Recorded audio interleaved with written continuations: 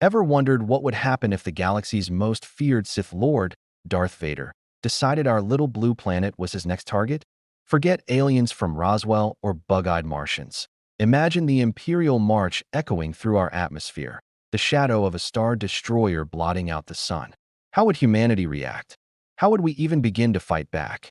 Let's dive into this epic what-if scenario. So, picture this. It's just a regular Tuesday.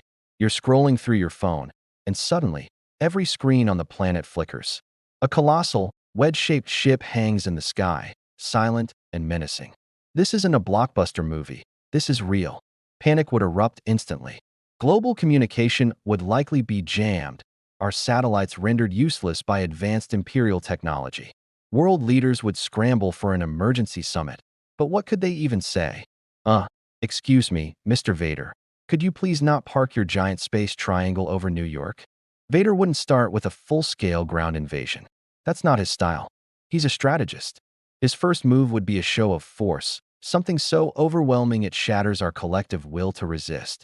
He might target a remote, unpopulated area with a single turbo-laser blast from orbit. The resulting crater, miles wide, would be a stark message broadcast to every corner of the globe. Resistance is futile. This isn't about destroying Earth, it's about conquering it. He wants its resources, its people as subjects of the Empire. Now, let's talk about our response. The world's militaries would unite like never before. Fighter jets would scramble, launching missiles at the Star Destroyer. But let's be realistic. Our best conventional weapons would likely be swatted away by its powerful deflector shields. It would be like throwing pebbles at a battleship. Our jets, F-22s, Su-57s, would be no match for the speed and agility of TIE fighters. The dogfights would be brutal and tragically one-sided.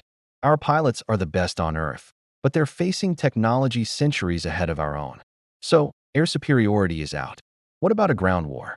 This is where things get interesting. Vader would deploy his stormtroopers, the iconic white-armored soldiers of the Empire. They'd land in major cities, expecting to establish control quickly, but they'd be in for a surprise. Earth isn't like Tatooine or Hoth. Our planet is incredibly diverse. Stormtroopers would face guerrilla warfare in dense urban jungles, ambushes in Amazonian rainforests, and relentless resistance in harsh mountain ranges. Every citizen becomes a potential soldier. The US has millions of gun owners. The Swiss are famously well-armed and trained, and countless other nations have populations that would not bow down easily. We've seen it throughout history. A determined populace can make life impossible for an occupying force, no matter how advanced. Think about it. Stormtrooper armor is famously ineffective against, well, pretty much everything. Our modern firearms, with their high-velocity rounds, would likely punch right through that plastoid. Their blasters are powerful, but our soldiers have body armor, tactical training, and the home field advantage. But the real game-changer, the ace in the hole for the Empire, is Vader himself. He's not just a commander, he's a one-man army. Imagine a platoon of our best special forces cornering him in a ruined city street.